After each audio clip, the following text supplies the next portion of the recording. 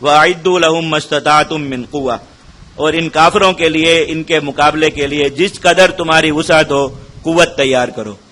قوت سے مراد اسلحہ تیار رکھنا اور اسلحے کی تربیت حاصل کرنا، یہ دونوں چیزیں اس میں شامل ہیں۔ اس میں سارا اسلحہ شامل ہے جو جس زمانے کے اعتبار سے ضرورت ہو، لیکن اللہ کے نبی صلی اللہ علیہ وسلم نے خاص طور پر اس آیت کی تفسیر میں صحابہ کرام فرماتے جب یہ آیت نازل ہوئی، اللہ کے نبی صلی اللہ علیہ وسلم ممبر پر چڑھے اور 3 بار فرمایا الا ان القوۃ الرمی، الا ان القوۃ الرمی، الا ان القوۃ الرمی۔ یاد رکھو قوت سے مراد دشمن پر پھینک کر مارنے والی چیز ہے، دور سے تم دشمن پر وار کرو۔ تو اس زمانے کے اعتبار سے اس کا سب سے جو اولین مصداق تھا وہ تیر تھا، تیر اندازی۔ تو حضرات صحابہ کرام کے آپ واقعات پڑھیں کہ تیر اندازی کی کتنی محنت مشق اور جو ہے اس میں کتنی مہارت حاصل کیا کرتے تھے، اور پھر اللہ کے نبی صلی اللہ علیہ وسلم نے ساتھ وعید فرما دی کہ ایک آدمی نے جہاد کی نیت سے یہ سیکھ لیا پھر اس کو چھوڑ دیا تو اس کے لیے بڑی سخت وعید ہے، میں کہ اس نے گویا حق کو چھوڑ دیا اور سخت اس پر ناراضگی کا اظہار فرمایا اللہ کے نبی صلی اللہ علیہ وسلم نے۔ تو بڑھاپے کے اتنے واقعات، حضرت ہریرہ رضی اللہ تعالیٰ عنہ، حضرت فضالہ ابن عبید رضی اللہ تعالیٰ عنہ سے سب سے زیادہ روایات ہیں، عقبہ بن عامر رضی اللہ تعالیٰ عنہ سے سب سے زیادہ روایات ہیں تیر اندازی کے فضائل پر۔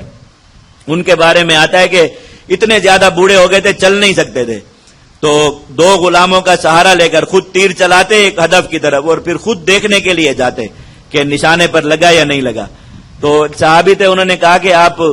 چلائیں تیر لیکن یہ تکلیف نہ کریں کہ خود چل کے جاتے، انہی غلاموں کو بھگائیں وہ دیکھ کر آئیں کہ لگا یا نہیں لگا، آپ کو آ کر بتا دیں۔ کہا میں اس فضیلت سے محروم ہو جاؤں جو میں نے اللہ کے نبی صلی اللہ علیہ وسلم سے اپنے کانوں سے سنی کہ ایک آدمی جو صرف تیر اندازی کی مشق میں تیر چلائے اور پھر دیکھنے جائے کہ ہدف پر لگا یا نہیں لگا تو اس کے یہ سارے قدم چلنا گویا جنت کے باغات میں چلنا ہوتا ہے۔ اور دشمن پر تیر چلانا یہ تو تربیت میں، اور دشمن پر تیر چلانا اللہ کے نبی صلی اللہ علیہ وسلم کی درجنوں روایت ہے، بلغ العدو ولم یبلغ، دشمن تک وہ تیر پہنچا یا نہیں پہنچا، رامی کے لیے چلانے والے کے لیے جنت واجب ہو گئی۔ وہ بس دشمن کی طرف نیت کر کے اس نے چلا دیا، اب اس کو کوئی پتہ نہیں کہ یہ ان کو لگا یا نہیں لگا، اس سے ان کا نقصان ہوا یا نہیں ہوا، لیکن دشمن کی طرف مار دیا، میں فقط وجبت لہ الجنہ، اس کے لیے جنت واجب ہو گئی۔ اور بنی اسماعیل میں سے 10 غلام آزاد کرنے کا ثواب ایسے آدمی کو ملتا ہے جو دشمن پر ایک تیر چلائے اگرچہ وہ دشمن تک نہ پہنچا ہو۔ یہ فضائل نبی کریم صلی اللہ علیہ وسلم نے بیان فرمائے۔ تو ہر زمانے کے اعتبار سے ایسا اسلحہ سیکھنا جو دور سے دشمن پر وار کیا جائے اور نشانے بازی کی اچھی مشق رکھنا، یہ مسلمانوں کو تاکید سے حکم ہے۔ اور دوسری چیز وَمِن رِبَاطِ الْخَيْلِ، گھوڑے باندھنا، جہاد کی نیت سے گھوڑا پالنا اللہ کے نبی صلی اللہ علیہ وسلم کی متروک سنت ہے۔ یقین کریں جو اس زمانے میں سنت کو زندہ کرے اس کے لیے وہی ثواب ہوگا جو اللہ کے نبی صلی اللہ علیہ وسلم کی متروکہ سنت کو زندہ کرنا۔ نبی کریم صلی اللہ علیہ وسلم کو گھوڑوں سے اتنا زیادہ پیار تھا، اتنی زیادہ محبت تھی، جتنے گھوڑے تھے اللہ کے نبی صلی اللہ علیہ وسلم کے سب کے الگ الگ نام رکھے،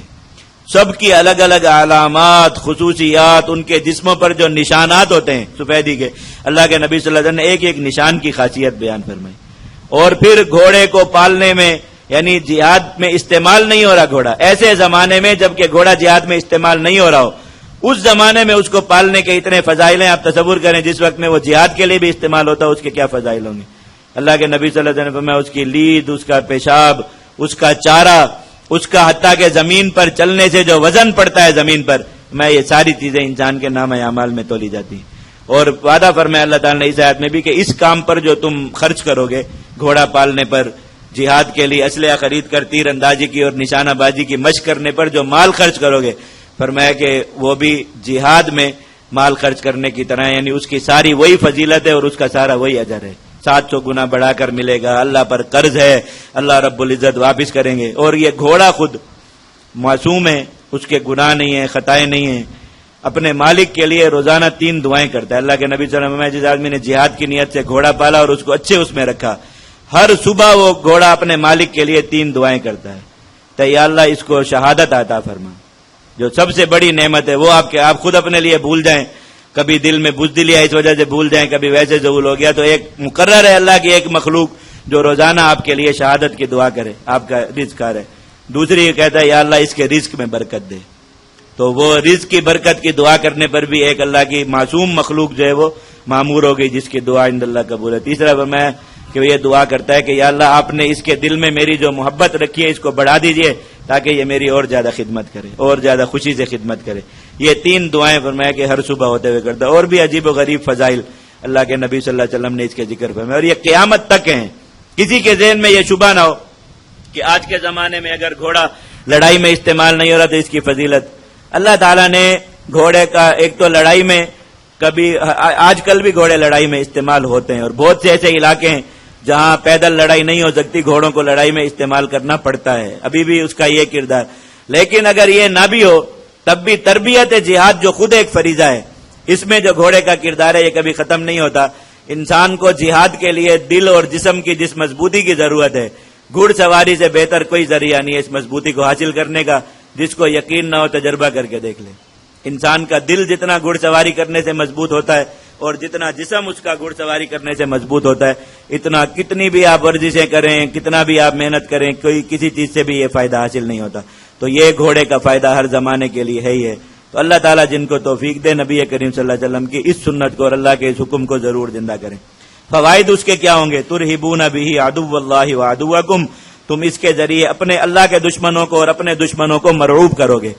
وآخرین من دونہم، اور کچھ ایسے دشمنوں کو لا تعلمونہم جنہیں تم نہیں جانتے، اللہ یعلمہم انہیں اللہ جانتا ہے۔ ان سے کون مراد ہیں؟ بعض حضرات مفسرین فرماتے ہیں کہ اس سے بہت دور رہنے والے کفار مراد ہیں، جن سے ذاتی طور پر تعارف نہیں ہوتا کہ وہ اقوام کیسی ہیں، ان کی خصوصیات اور خاصیات کیا۔ قریب رہنے والے کفار کو انسان اچھی طرح جانتا ہے، دور والوں کے بارے میں نہیں جانتا کہ ان کے کیا حالات ہیں اور کیا، تو ان کے دلوں پر بھی اللہ تعالیٰ رعب قائم کر دیتے ہیں۔ لیکن دیگر مفسرین کی رائے یہ کہ اس سے شیاطین جنات مراد ہیں، اور انہوں نے اس پر مستقل ابواب لکھے ہیں کہ جو آدمی جہاد کی نیت سے گھوڑا پالے، اور خصوصاً اگر گھوڑا بھی ایسا ہو جو ان گھوڑوں میں سے ہو جن کی صفات اللہ کے نبی صلی اللہ علیہ وسلم بیان فرمائی۔ ویسے تو فضیلت ہر گھوڑے کی ہے، جہاد کے لیے جو بھی گھوڑا پالا جائے، جس رنگ کا ہو، جس نسل کا ہو،